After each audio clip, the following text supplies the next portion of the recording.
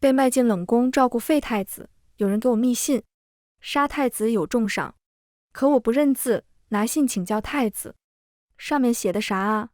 沈听明断了腿，躺在床上，眼神阴冷。他抚摸纸张，勾唇自嘲，上面说：爱我有重赏，送你荣华富贵。犹豫什么？动手吧！废太子扬起脖子，露出弧度。就这么简单吗？我扑上去，亲了一口。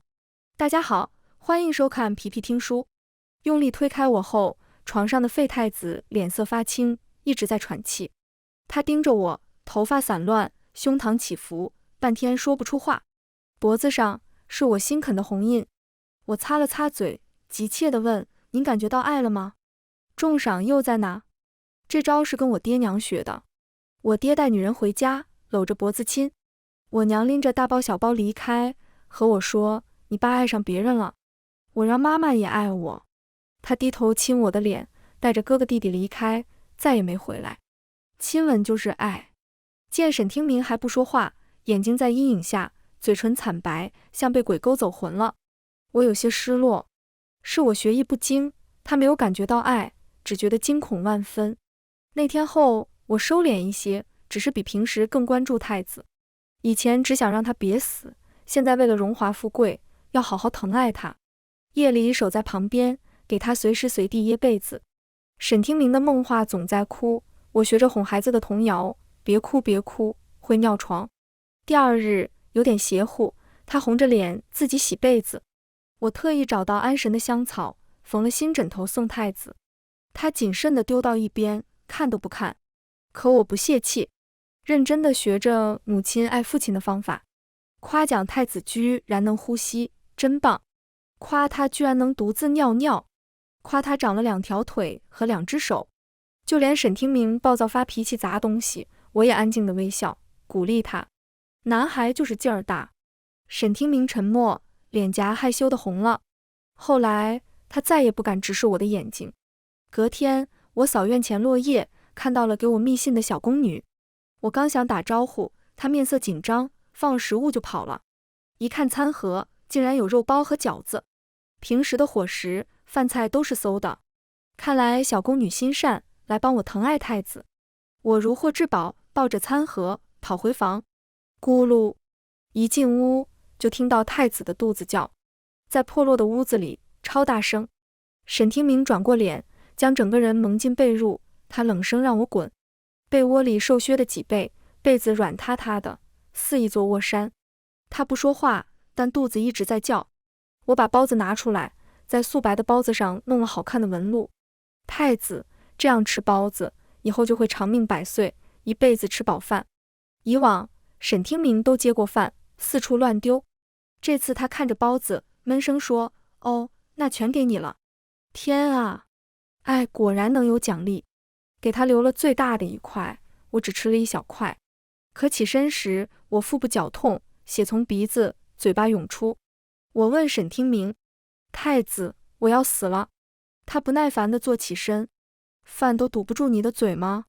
可看清我时，沈听明的脸色瞬间惨白如纸。吐，有毒别吃。可我太饿了，早就舔干抹净，碗底空空，一滴油也没了。昏迷前，我看见太子慌乱的眼。食物有毒，幸好我谦虚，只吃了小碗，但也七窍流血，半生不死。被沈听明搬到床上，不断灌水、吐水。最难受时，他伸手到我嘴边，让我咬住止疼。沈听明的声音阴沉，他一句句地骂：你敢死，下去地府也是饿死鬼。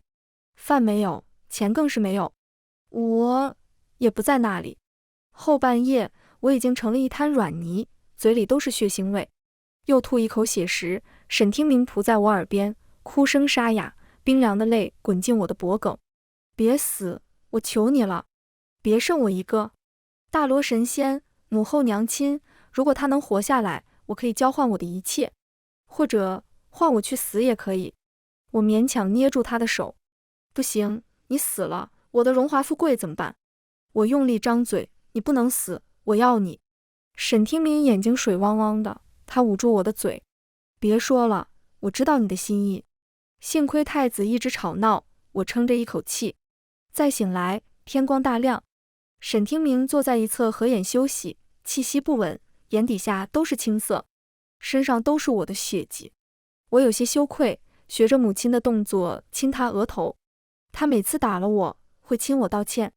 凑上前，嘴唇刚碰到一片冰凉，沈听明睁开眼，他望着我，眼睛被窗外的光照亮，亮晶晶的，仿佛劫后余生的笑。他忽然笑了，问：活下来了，我送你个礼物，想要皇位吗？我啪地捂住他的嘴，话不能乱说啊。祸从口出。我激动地跨坐在沈听明的腿上，他绷紧身子往后缩，身下的双腿结实又冰凉，伤口刚恢复，又重新渗出血。这腿是他爹亲手打断的。沈听明的太子之位被废，是因为他大骂父皇的新宠妃。我母妃尸骨未寒，您就沉溺狐媚，日日不早朝。早上骂，中午被废，晚上被打断腿，丢进冷宫，不许任何人侍奉。太子母妃的好友萧丞相私底下从我爹的摊位买了我，偷偷地送进太子的后院，照顾他。他说反正是贱命一条，如果被发现了，随意杀了也不可惜。第一次见沈听明，他全身都是血，双腿渗血，脚腕处森森白骨，食指的指甲盖断裂，头发也被太监剪得狗啃。沈听明枯坐在地上，见我进来也一声不吭。毕竟我被卖了10两银子，为了证明自己的价值，我努力干活。可是认真搞卫生，被废太子重新弄乱。替他沐浴，沈听明满眼血丝，吓得我自己跳进盆里洗。处理伤口，下一秒又被他拆掉。我看出来沈听明的目的地是阎罗殿，可萧丞相说过，如果太子死了，我也要陪葬。我只能哄着沈听明，为了我多活一天。见我久久不回答，沈听明又问：你不想要重赏吗？坐上那个位置，你要的荣华富贵都有了。他已经换上干净衣服，打理好头发，盘坐在我面前，瘦削的脸也遮不住金贵冷傲的五官。太子的眉眼是我见过最好看的，被一双黑漆漆的眼睛盯着，我耳朵有些热，胡乱回答：好，可以，有钱就行，那我就要那个什么位吧。沈听明抿唇，眼底的浓黑加深。你要，我一定会拿过来送你。我还不知道你的名字，写下来，我要记住。我不识字，怕被嫌弃，只能紧张地解释。我叫张四妹，我哥叫张耀，姐姐张二妹，出嫁了，弟弟张祖，还有个五妹妹，还没取名字就被爹送人了。家里人太多，吃饭都要抢，没机会读书，所以我不识字。对不起太子，别嫌弃我。他若有所思，何必道歉？你能活到现在，就是你天大的本领。沈听明拿着毛笔的手一顿，他让我坐到桌前，握笔，在纸上写了一个章。他迟迟没有写第2个字。沈听明问我：你喜欢这个名字吗？当皇上，名字可以霸气一些。我小心地征询。太子和我真默契。当初我也想改名，但我爹说我是嘲讽他没文化，揍断我一条腿。我有点怕。太子握紧了笔，又问：你想叫什么？我们是未来的王，名字可以威风点。那张黄金糖葫芦馒头可以吗？我说完，偷看一眼沈听明的脸色。太长的话，去掉馒头也行。这些都是我很喜欢的东西。沈听明思索了很久。这个当做你的小名吧，不然刻上玉玺有点大。那你的大名叫玉珍，如何？玉意，天下最珍贵之物。我开心的点头，请他教我写字认字。太子，你真好啊，我好爱你，第一个就学你的名字吧。身后半天没声音，我仰头看，但沈听明靠得很近，我撞到他的胸膛。太子闷哼一声，皮肤发烫。好，学会了3个字，我在院子干活也更卖力，一边扫地一边念：沈听明，沈听明，你换我。闻声的沈听明走出房子，腿脚一瘸一拐，但总归能走路了。久不见阳光的皮肤像白玉，被光照得暖和。他听见我喊的内容，又看到地上的落叶，那堆叶子也被我摆成他的名字。院子里四处都是他。沈听明耳廓发红，拿过扫帚，在地上又画出我的新名字玉珍。没等我欣赏，有人小声敲院子的门，他小声叫：“喂，滚出来！”沈听明冷着一张脸，厉声呵斥：“他有名字，不叫喂，你又是哪里的人？”那小宫女吓得摔到地上，张皇地看着太子，又恶狠狠地盯着我。他那天送密信，让我好好爱沈听明，才让我俩关系变好，是我的恩人。虽然送来的食物有毒，但他面善，肯定是别人栽赃陷害他。我懂宫斗的伎俩，可不能误会好人。小宫女年纪小，如果我的五妹妹还活着，大概也是这个年纪了。我连忙让太子先避让，我要单独感谢小宫女。沈听明不情不愿地退回房，嘱咐我，不开心就大喊。等太子关门，小宫女松一口气，抬手轻轻地扇了我一巴掌。你这都做不好，还想要钱吗？我揉着脸，这力道比我爹小好多。看来他生气了，嫌我没有做好。小宫女从袖子里又拿出一张纸，塞给我。这次只能成功，不能失败。我打开一看，野烈日将沈听明引入陷阱，有熊埋伏10只。看不懂，我就认识沈听明3个字。这是……小宫女微笑打断我，就字面意思啊。熊，他最爱这口了。你都记住了，就别留证据了。说完，他一把夺走纸条，走得飞快，没了影子。我脸红心跳，是我理解的意思吗？凶，他最爱这口。太子的爱好如此特别。等我红着脸一步步挪到房门，沈听明望着我，喊我的小名：黄金糖葫芦馒头，你的脸怎么红了？中暑了？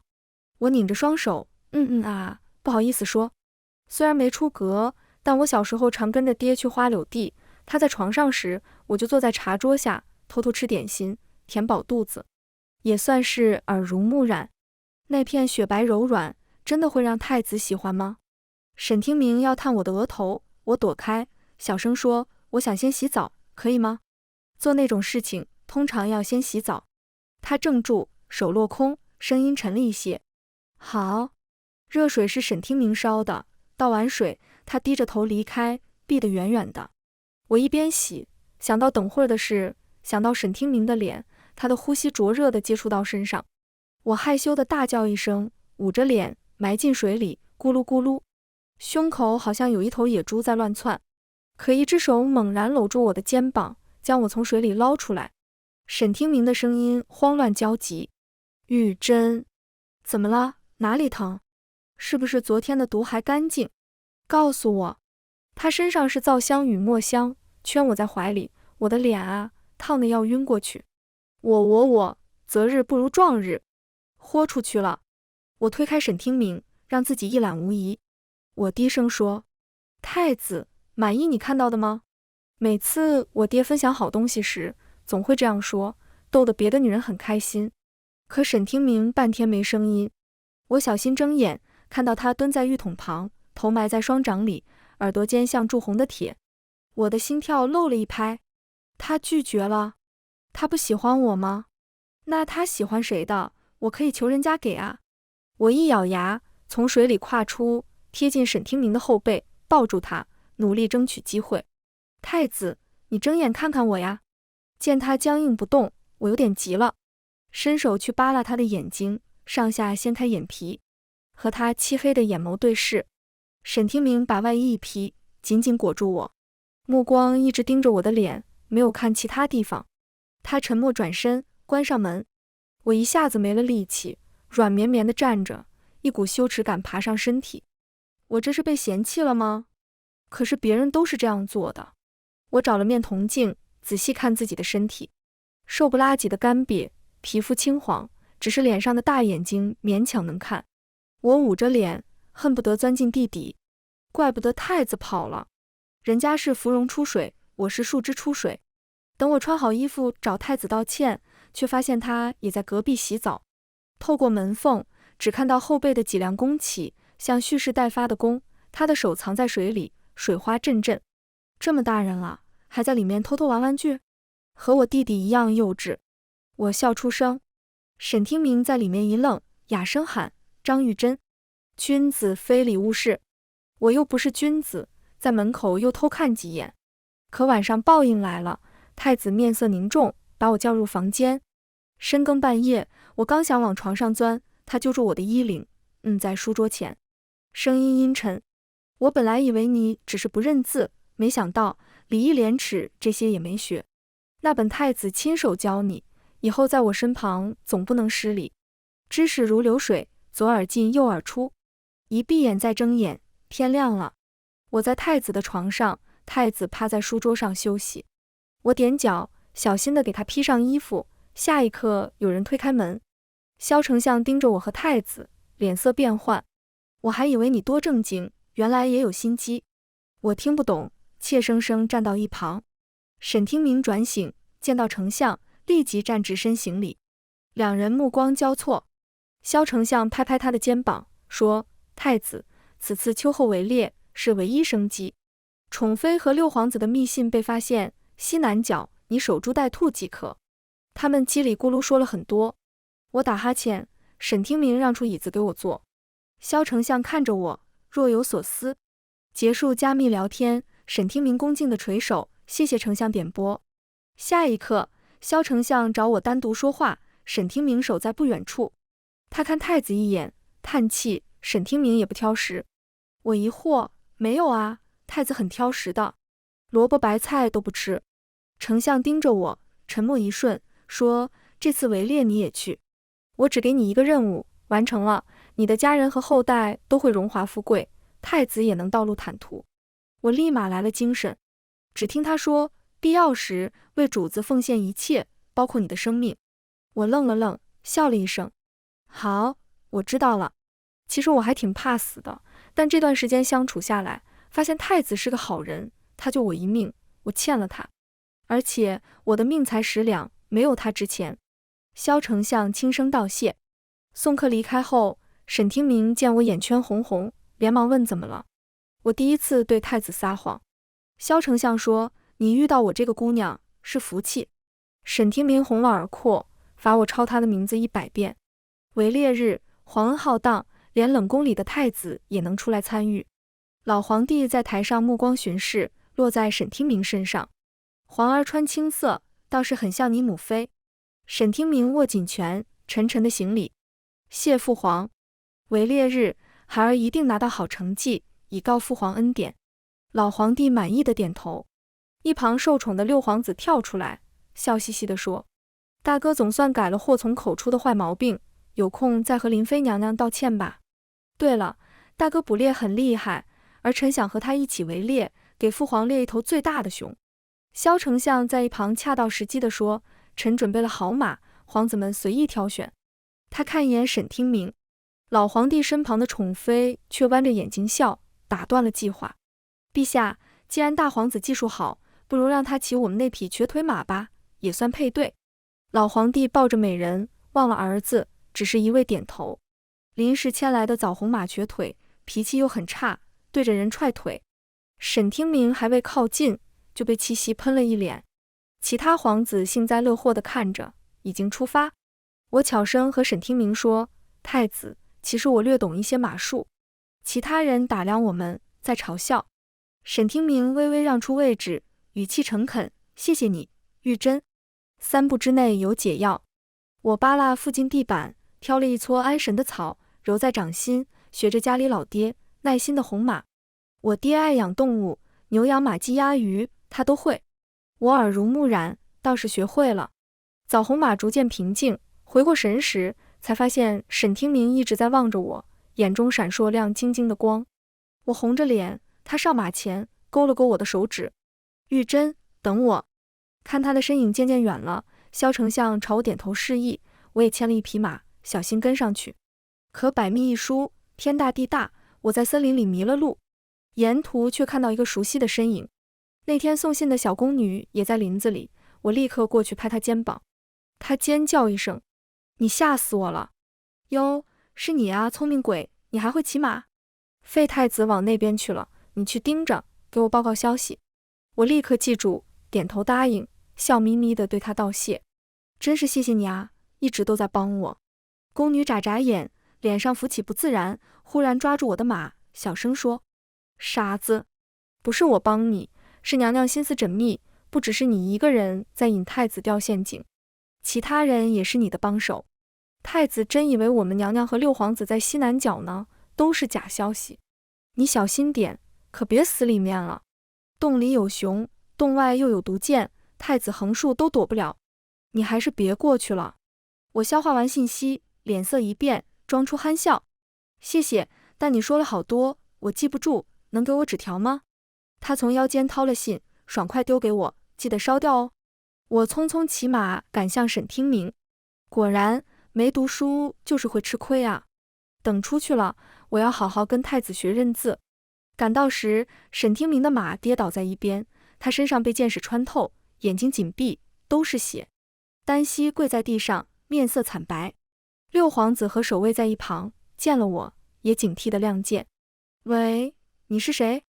我没出声，扬了扬手里的信。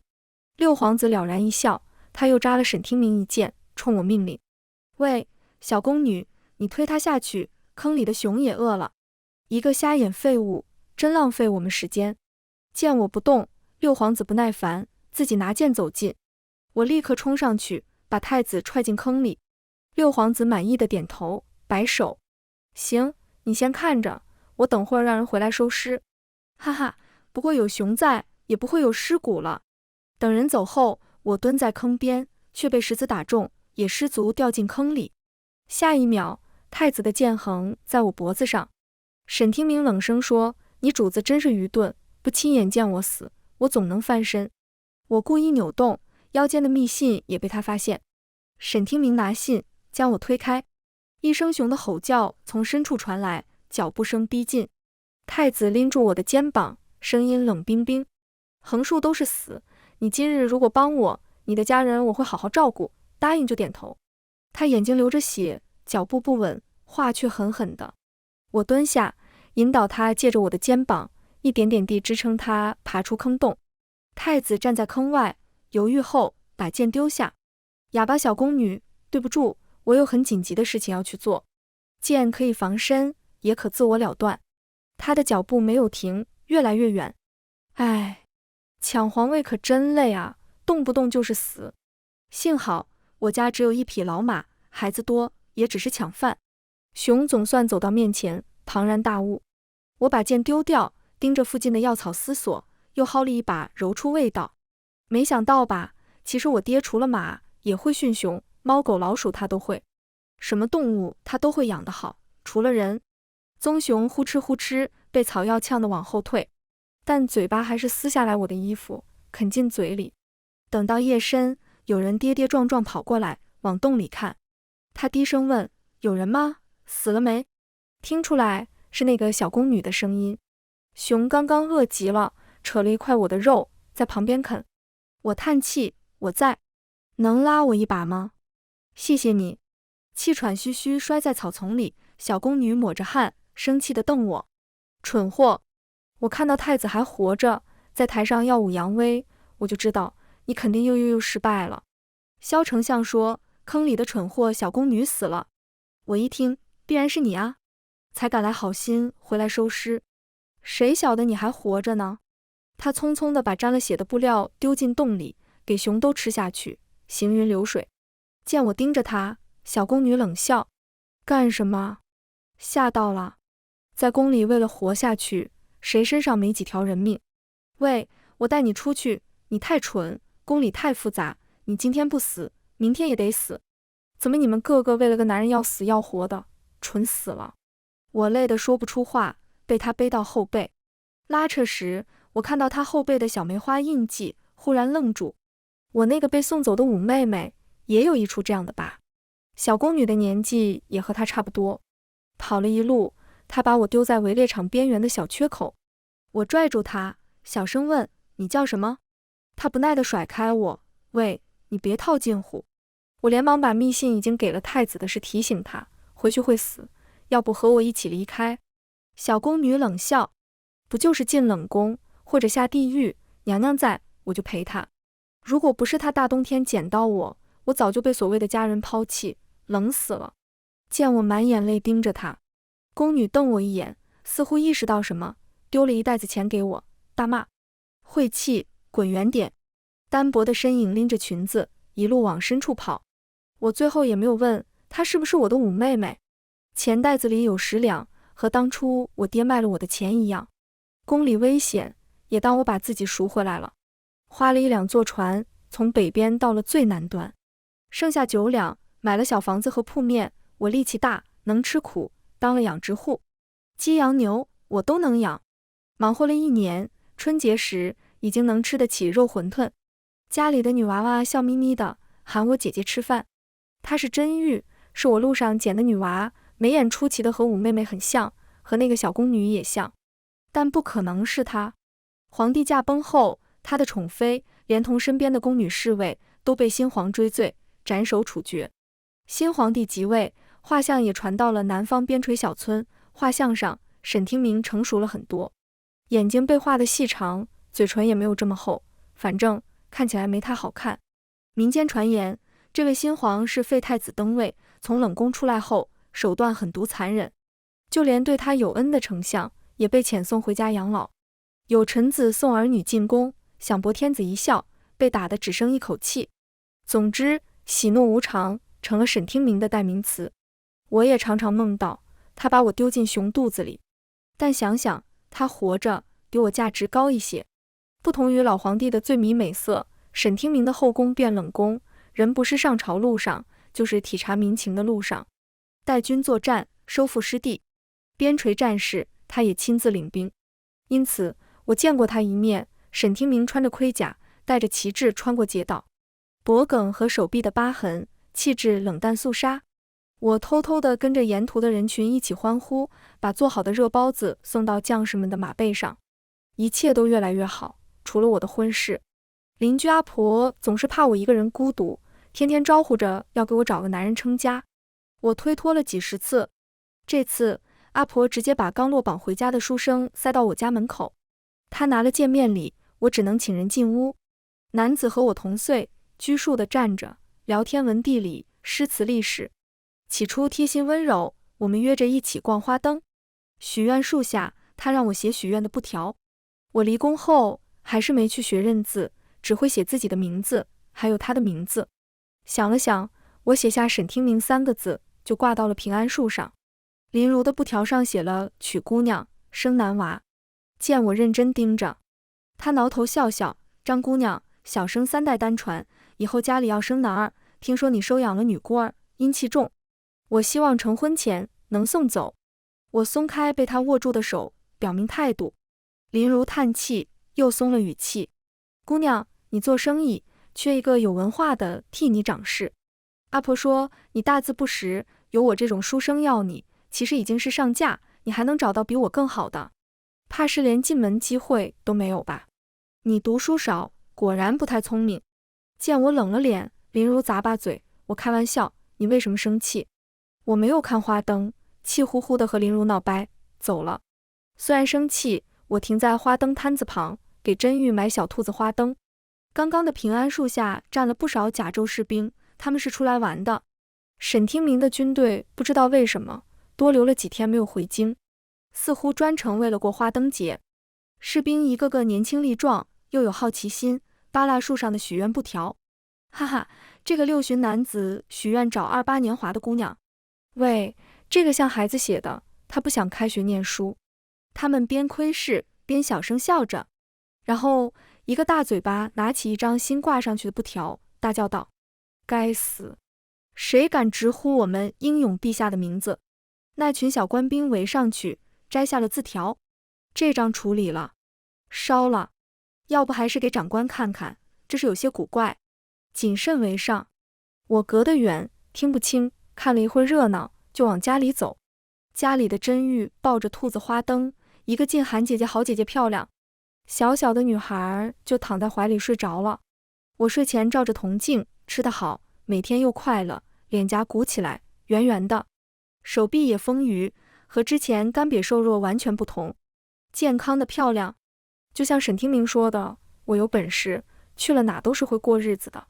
我睡不着，扒拉着邻居阿婆送来的男子信息，叹气，挑了一张最合适的，明天又去见一见吧。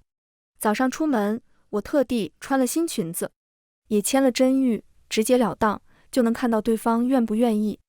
这次约的地方是镇上的头号酒家，这人倒也大方。沿途有不少盔甲士兵在巡逻。沈听明边陲战事刚胜利，加强管控也正常。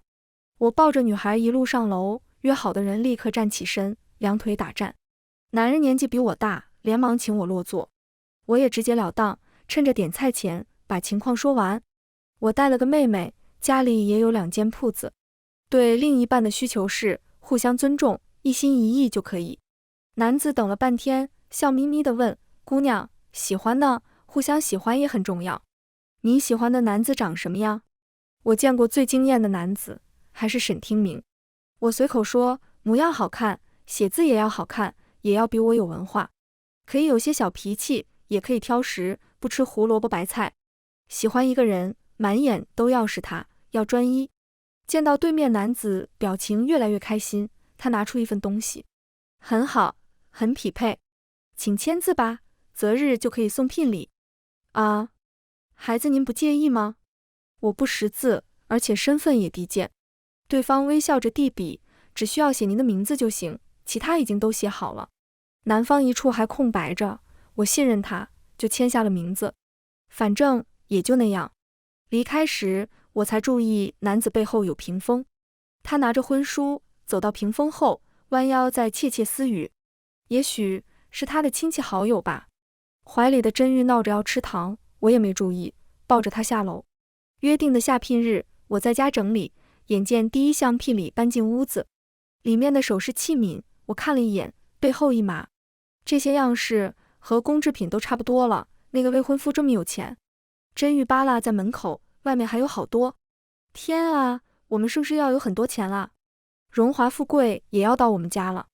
我一看门外抬着聘礼的车一直绵延到尽头，脑中淡出来一个词语：红妆10里。啊！我抱起真玉，觉得有点不对劲，刚想从后门先出去避避，迎面就撞到了一个硬邦邦的身体，手掌带了茧子，揉到我的头顶上，手劲带了点克制不住的怒意，另一只手握着一块黄金、一串糖葫芦和一袋白馒头。怎么，签了婚书，拿了聘礼，又想什么话也不说就逃走？沈听明的声音堵住我的路。他接过真玉，稳稳抱住，垂眸问女孩：我想和张玉珍在一起，同意吗？真玉坚定点头。姐姐，这人是我见过英俊的，有钱，还懂得关心小孩，我同意。我没说话，沈听明牵住我的手，拉回了屋子里。他仿佛屋里的男主人般扫干净地板，整理被褥，端着热茶到我面前。玉珍，喝点水，你眼泪一直流，缺水了。我不争气地红着眼睛，扭过脑袋。沈听明又蹲下，认真地喊：黄金糖葫芦馒头姑娘，理一理我好吗？凑近看，我才发现他右眼同色浅，原来还是瞎了一只眼。沈听明笑着替我擦眼泪，幸好还剩一只眼睛，才能认出你的字迹。几年不见，你写我的名字还是当初那样。原来那天我写的布条被那些小官兵发现了，他们拿着布条就去举报。沈听明随意瞥了一眼，心跳就乱了。他想起几日前那群官兵的马背上有一袋袋包子，上面的纹路很眼熟。沈听明胸口一闷，记起在院子里吃包子，我会在包子上捏的纹路。他立刻抓人问，可对方解释，这里很多人都会这个手艺。陛下，这种是民间祈福的纹路，希望吃了包子永远能吃饱不受饿，也没什么独特的。这里南方民俗很多，过几天就是花灯节，陛下可以再留几日看看风土人情。鬼使神差，沈听明打算在这里过花灯节。传言这也是有缘人结缘的节日。沈听明和我说完缘由，安静地笑着，把我圈在怀里，光顾着听我说，现在说一说你当初为什么要留下我一个人的事情吧。他不忘找出了墨水纸笔，一边研磨，和第一次教我认字一样。没事，你慢慢说，我们等会练练字，不然以后乱签了别人的纸可不好。在我身旁，总得看得懂奏章，看得懂百姓的需求，不然约定好的皇位怎么给你，还有我们的后代。我的眼泪立刻顿住了。啊！可我不太想学习。沈听明是骗子。聊天、练字，笔就划到我的皮肤上。他的心眼越发和墨汁一样黑漆漆，但确实也美味。房门关了几日，真玉被送到邻居家吃香喝辣，也不想回家。还没起床，沈听明温柔地又问，我还想练字。我的腰又酸又疼，推开他的脸。沈听明的手臂有一块野兽咬的疤，他抱我在怀里，说，那天围猎后发生了很多事，等我拿着罪证和父皇揭发，派人去找坑里哑巴的无名小宫女，替她收尸。一转头，却发现听不到你的声音。我眼睛看不见，只听到萧丞相说，你回家等我。第一天我信了，第二天你还是没来，我砸了宫殿，萧丞相才说了你的下落。我骑着快马去杀了那野熊，它的肚子里有你的布料，你一定很疼。沈听明轻轻地吻了吻我小腹那片被熊咬过的伤疤。那时候想到这世上没了你，我做事就无所顾忌了。我手上沾了很多血，你别怕我。他抱住我，声音沙哑。可沈听明打赢了连绵的边陲战事，小镇越来越繁荣，灾荒虫灾被他搜罗的能人异士一次次解决，路上没有冻死骨，百姓安居乐业。谁没有做过后悔的事情？我憋了半天，没文化，想不出什么名人名言去安慰沈听明，只能抱着他，没事，到时候如果你下地狱阴曹地府，我陪你一起挨鞭子进油锅。沈听明失声笑了。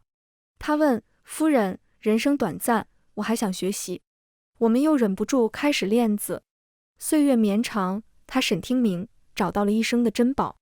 全文完，皮皮听书感谢您的观看，每天上新精彩小说，喜欢就订阅吧。